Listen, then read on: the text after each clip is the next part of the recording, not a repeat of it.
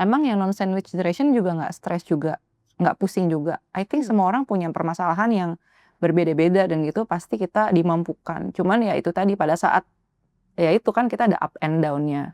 Gimana caranya pada saat kita down itu ya kita menikmatinya dan jangan kelamaan dan harus bangkit lagi gitu.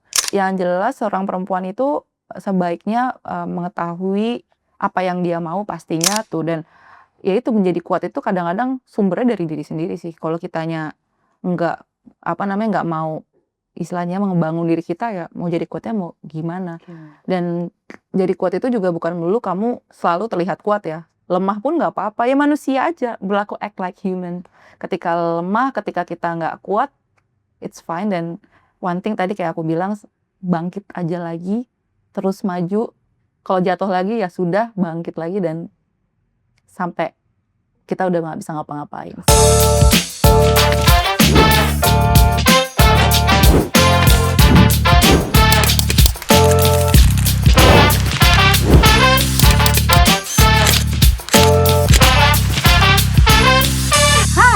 Selamat datang kembali di Suara Perempuan Indonesia Road to 100 tahun Kewani.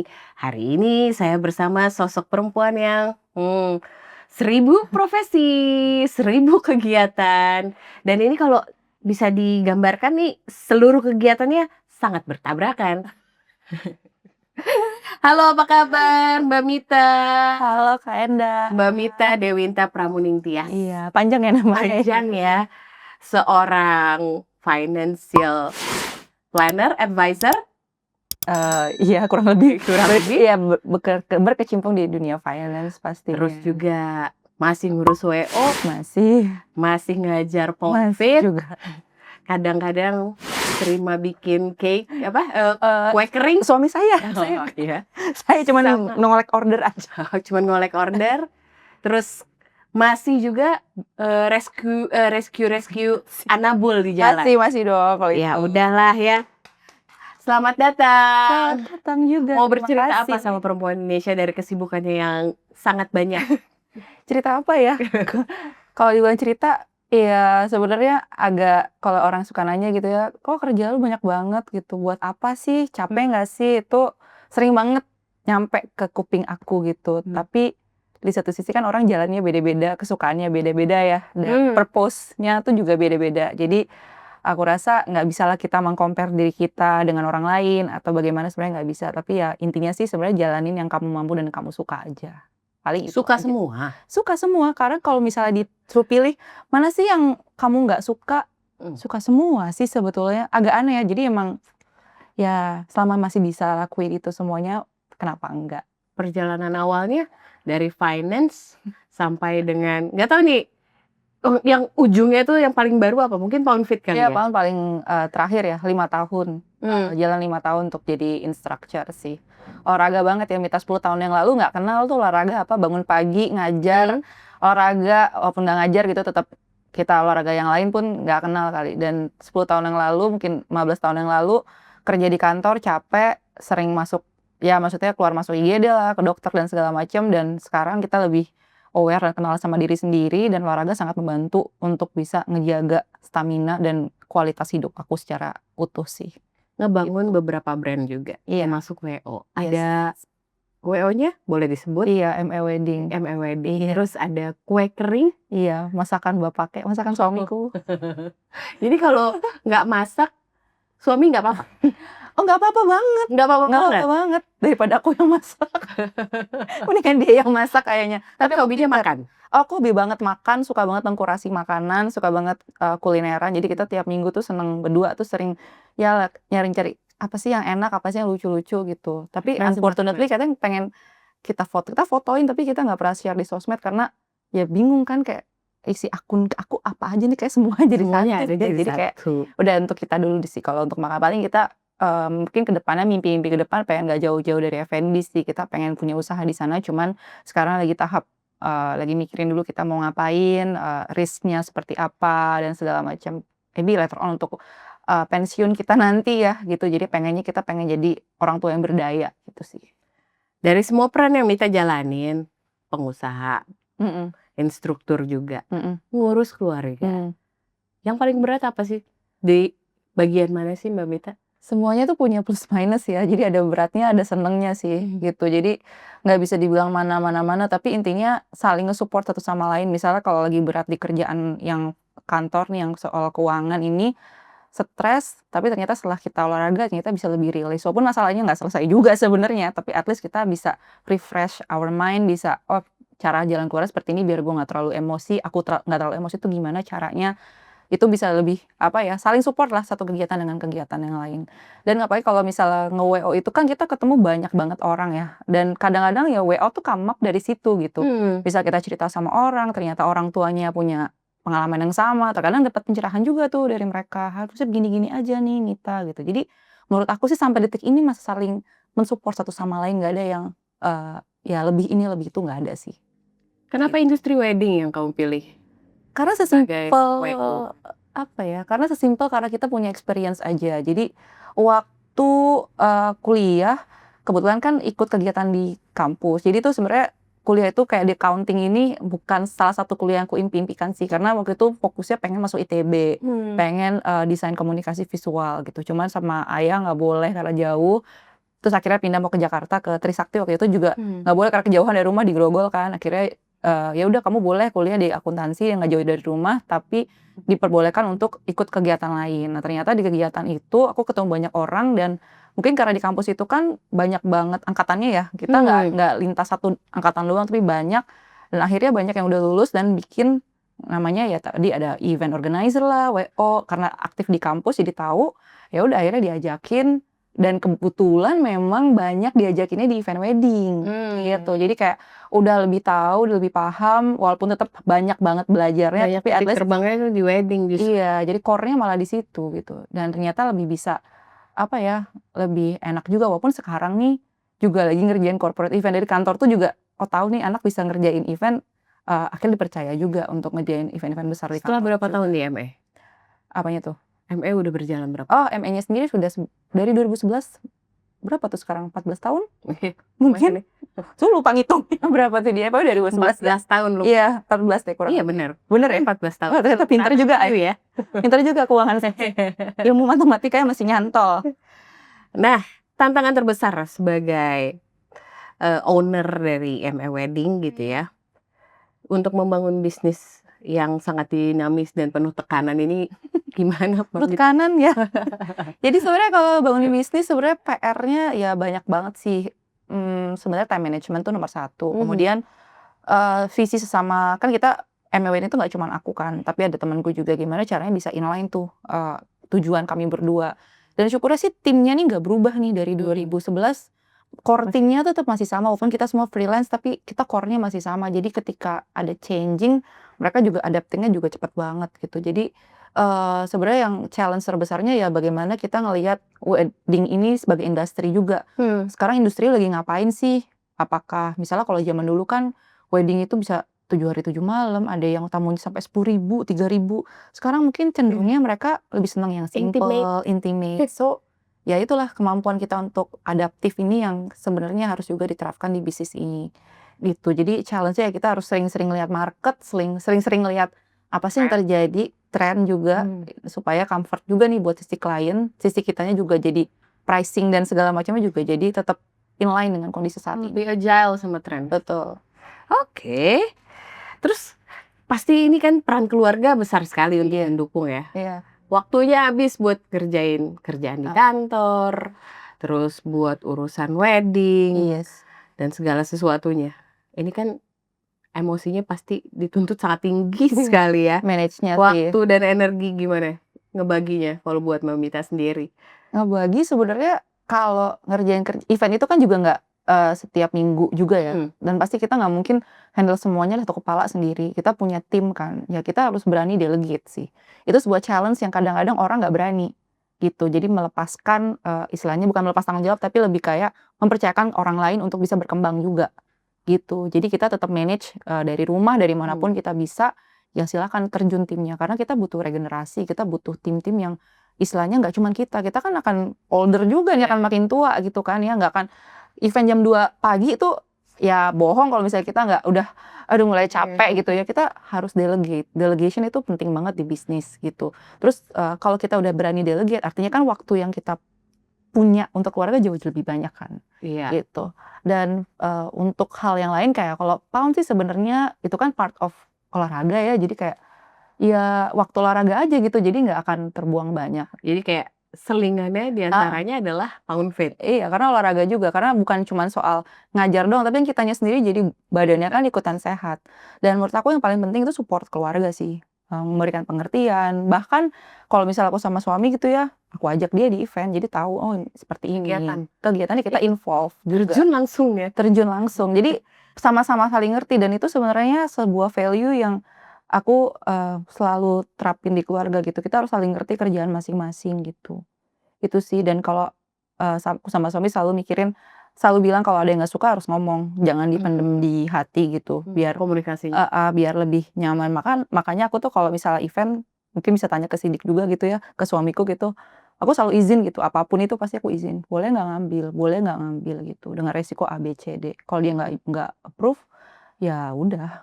Walaupun kadang aku juga ya negosiasi pastilah ya, kalau nggak di-approve ya sudah. Peran suami besar Iya, sekali untuk sangat membangun karir, sangat. terus mensupport mimpi-mimpinya Iya, seorang Mita, iya gitu ya. pastinya. Terus belum lagi pencapaian-pencapaian di kantor kan sebagai seorang financial. Iya, Oke, sekarang udah bekerja berapa lama di perusahaan tersebut? yang Iya, yang sekarang. sekarang. Sekarang jalan 11 tahun, 11 tahun 11 tahun. dipercaya untuk bersama Iya, di perusahaan yes. tersebut. Banyak pengalaman mungkin Iya. apa aja kira-kira Banyak. pencapaian yang kayaknya wah gitu. Banyak sih, kalau pencapaian kalau dari segi karir, sebenarnya karir path ini alhamdulillah kantornya support banget ya. Jadi karir path aku tuh cukup, bisa dibilang cukup mengagetkan juga sih, to be honest nggak pernah expect aku berada di posisi saat ini. Karena memang selama ini kerja buat cari duit aja sebenarnya kan. Jadi kayak ya udah yang penting dapat bisa hari-hari terpenuhi, orang tua aman gitu ya, keluarga aman, bisa happy, ada spare buat happy-happy lah ya gitu, itu udah alhamdulillah. Tapi kesini-sininya kok di sini tuh aku kayak diberi kesempatan untuk mendapatkan lebih gitu ya dan selama 11 tahun ini kebetulan aku udah 2 kali promosi, itu pencapaian pertama. Yang kedua dipercaya juga untuk ngambil license sebagai wakil manajer investasi dan itu SK-nya dikeluarkan oleh OJK. Itu juga kaget juga sih bisa dipercaya kayak gitu. Dan yang terakhir kalau kita ngomongin soal kerjaan as a finance, itu aku memenangkan ASEAN Young Manager Award itu dari Asosiasi Asuransi Umum Indonesia dan aku menang juara 1, terus kita dikirim ke Jepang untuk sekolah gitu.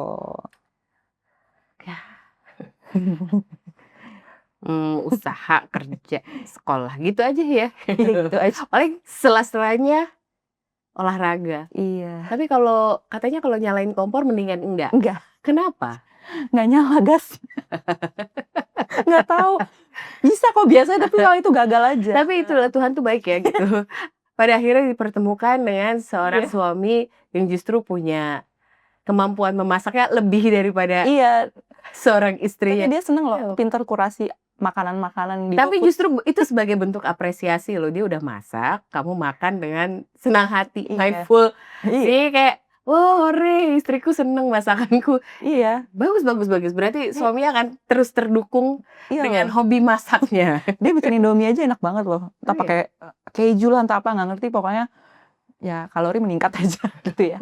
Untung ada Olahraga ya. olahraganya, bener juga.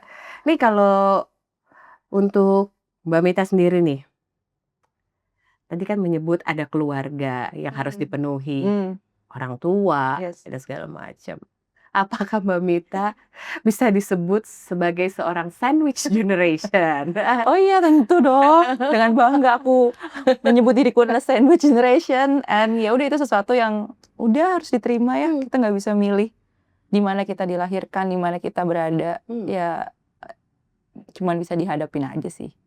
Gitu. Realita paling berat yang orang tuh nggak lihat dari seorang Mita, tapi harus dijalanin. Nggak tahu ya, kadang kalau bilang berat, kalau diceritain sekarang tuh kayak apa ya gitu, berat nggak sih, kayak udah biasa ngejalanin semuanya kayak ya udah kayak gini aja, jadi ya udah gitu, berat apanya ya? Paling kalau misalnya soal sandwich generation gitu ya, pasti pengelolaannya tuh banyak gitu ya, dari soal uang pastinya, emosi, kesehatan fisik itu juga Ya. sangat-sangat challenging. Tapi bukan berarti yang aku juga mikir gini, emang yang non sandwich generation juga nggak stres juga, nggak pusing juga. I think semua orang punya permasalahan yang berbeda-beda dan gitu pasti kita dimampukan. Cuman ya itu tadi pada saat ya itu kan kita ada up and down-nya. Gimana caranya pada saat kita down itu ya kita menikmatinya dan nggak jangan kelamaan dan harus bangkit lagi gitu. Ya, ya dan cara bangkit lagi tadi kita kan punya banyak side hustle itu kan. Kembali lagi ke situ. Ternyata side hustle-ku adalah penyelamatku. Betul, betul, betul. Jadi Bikin pelampung-pelampung penyelamat untuk justru dari kejenuhan, betul. mungkin Iya. ya jadinya tutup lubang gali lubang Iya, dalam bentuk semangat ya, tapi bukan bukan utang ya, tapi dalam bentuk semangat kita punya, istilahnya punya semangat dari situ. Karena tadi aku bilang kan kayak dari, wedding organizer, dari Pound sendiri, aku tuh punya community, punya teman-teman, dan itu dari segala macam, ya profesinya macam-macam gitu, dan itu bisa saling support satu sama lain, gitu. Bahkan sampai sekarang pun ya kita, ya di luar Pound juga masih sering yang ngobrol, main, dan segala macam, Tapi gitu. Pound Fit ini juga menyelamatkan kamu dari sering sakit kan, asam Iya, lambung, betul, bener ya? betul, walaupun sekarang masih suka kumat, tapi udah maksudnya suka kumat tuh maksudnya dalam arti kata yang nggak yang ekstrim banget. Kalau dulu kan bener-bener sampai masuk rumah sakit ya Anda ya, masuk UGD tuh kayaknya orang UGD kayak, "Lu lagi," gitu ya. Tapi sekarang alhamdulillah banget, ya dengan ya pastinya sekarang tetap harus menjaga ya, selain olahraga, makan, dan pola pikir harus dijaga banget. Walaupun kadang-kadang kalau stres kita nggak pernah bisa tahu kapan kita stres ya, tapi at least we know how to deal with dengan asam lambung itu. Pasti ada dong Iya, titik lelah secara pasti mental ada nih atau banget. emosional. Mhm. Tapi kok masih bisa tetap bertahan gini-gini aja? Ya mau nggak sih? Mau nggak mau harus bertahan dong gitu, karena kita nggak punya pilihan lain. Pilihan itu kan cuma 2, either kita bertahan or kita nyerah, Hmm. that's it gitu. Apa yang mau kita hadapin ya tinggal pilih. Kalau selama ini aku memilih untuk mau nggak mau aku harus bertahan gitu, bukan buat siapa-siapa ya, buat diriku sendiri gitu. Kalau akunya nggak tahan nanti kanan kiriku ya amblas juga gitu kan. Ya tadi selain punya side hustle, ya aku juga tetap maintain diriku dengan menyenangkan diri gitu. Ya apa kan tadi seneng kuliner, makan enak tuh bisa memperbaiki mood kok, Memperbaiki mood. ya kan? Walaupun berat badan agak-agak takut ya, tapi bisa kok itu.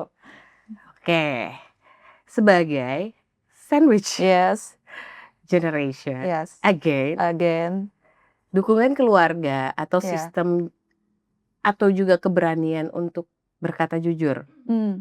Menurut Mita apa yang paling dibutuhin? Jujur sih, jujur tuh kayak fondasi, kita hidup ya sebenarnya. Kalau kita nggak jujur, ya susah juga gitu. Walaupun jujur ini macam-macam function-nya gitu. Kadang-kadang aku juga banyak mendem juga, tapi mendem tuh nggak selalu jadi penyakit ya. Gimana caranya kita mendem tuh bukan harus kayak, oh mengalami ini harus langsung dikeluarin, nggak. Kita kadang-kadang mikir dulu aja nih harus kita apain ya gitu. Yang penting nanti udah tahu rilisnya gimana, baru kita komunikasi dengan pihak yang tepat. Walaupun ya memang kadang-kadang nggak semudah kita ngomong di depan kamera, tidak gitu. Tapi ya itu tadi, ketika udah masa-masa sulit itu datang, being honest pertama ke diri sendiri dulu, baru ke sekitar. Kalau emang dirasa kita udah bisa tackle sendiri, ya nggak ada salahnya juga sih sebenarnya. Kan kadang-kadang kalau kita baca-baca quotes-quotes di sosial media tuh, jangan menanggung apa-apa sendiri gitu ya. Ya menurut aku sih betul ada benernya, tapi ada juga kalau emang kita bisa handle sendiri ya why not? Dengan background perusahaan Jepang dari awal berkarir sampai dengan saat ini, apakah itu juga yang membentuk seorang Mita? Ya cara pandang, cara Iya, kerja, disiplin atau iya. gimana? Ya mungkin ya, Banyak karena pelajaran mungkin dari situ. sih, pekerja perusahaan Jepang mungkin nggak semua orang cocok. Mungkin seperti juga ketika orang, kerja perusahaan yang Indonesia atau lokal kita bisa bilang cocok di lokal, itu kan masing-masing preference beda-beda. Aku nggak bisa bilang Jepang lebih baik, Korea lebih baik, Indonesia lebih baik, enggak. Itu semua balik lagi ke diri sendiri, tapi buat aku sendiri, bekerja di perusahaan Jepang memang sangat dituntut untuk sangat disiplin, punya performa yang baik gitu, dan bisa, selalu berinovasi dan memberikan yang terbaik. Itu sih sebenarnya yang selalu ada, dan aku tuh seneng banget di perusahaan Jepang karena mereka tuh sangat suportif ya. Dan sebagai perempuan nih memiliki kesempatan yang luar biasa untuk bisa berkembang. Kita tuh benar-benar secara gender tuh nggak ada perbedaan. Kadang-kadang kan kita pernah ketemu mungkin satu circumstance atau perusahaan yang mereka mengedepankan laki-laki. Iya. Di perusahaan Jepang ini aku karena mungkin nggak pernah kerja di perusahaan lain ya, cuman di tempat aku bekerja selama 2 kali pindah. Karena lama kan, yang pertama Jepang yang pertama 7 tahun, yang sekarang jalan 11.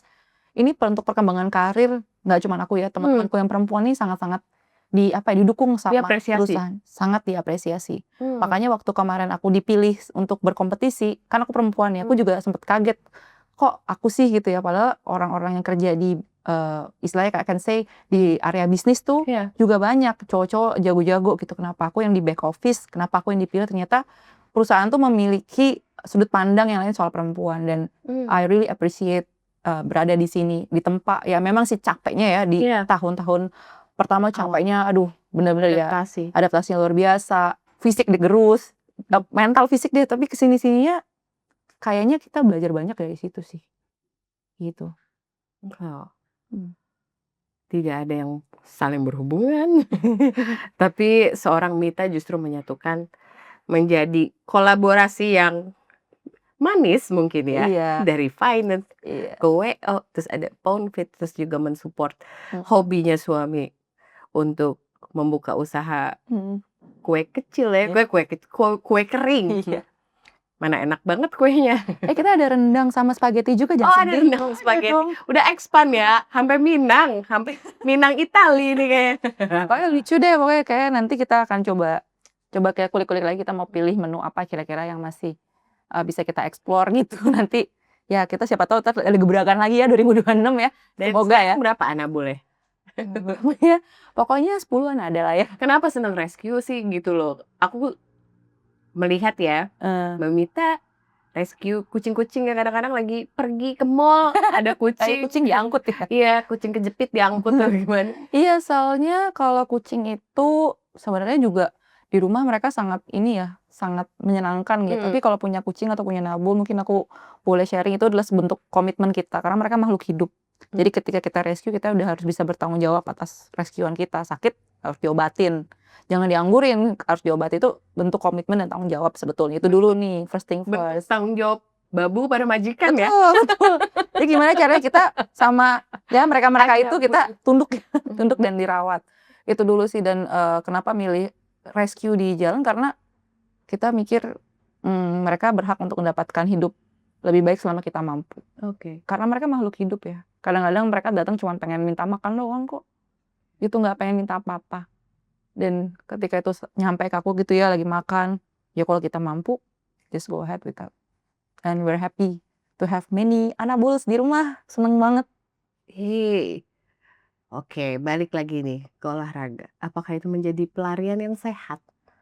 Oh iya Di tengah tekanan hidup. Oh iya dong, pastinya. Terus sekarang anggota Poundfeed kamu udah berapa banyak? Karena kan rutin juga ya jadwalnya. Cukup ya rutin. Ya kalau anggota secara community lumayan banyak ya. Kalau followernya kayaknya udah 24 ribuan ya. Kalau aku nggak salah, iya. Boleh dicek aja di @sukapound ya. Itu bersama teman-teman aku, Rena sama Ria.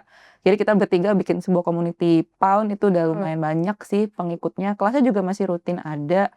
Jadi kalau bilang pelarian yang sehat, sebetulnya iya bisa dibilang simpelnya sih seperti itu ya. Aku juga nggak nyangka ternyata olahraga bisa merubah hidupku secara utuh gitu. Yang tadinya mungkin nggak kepikiran buat olahraga, tiba-tiba olahraga. Ya tadi kayak aku bilang di pertama gitu ya, bangun pagi nggak pernah kepikiran tuh habis sholat subuh maunya ya tidur aja kan di weekend. Tapi ternyata ada eager untuk kita bangun pagi dan ya gelar matras Stick Pound ini. Thank you so much untuk Pound. Semua dijalanin. Semua kayak harus ada titik poinnya dulu baru gitu. Kayak apakah masih ada pencapaian lain gitu dari seorang Mita?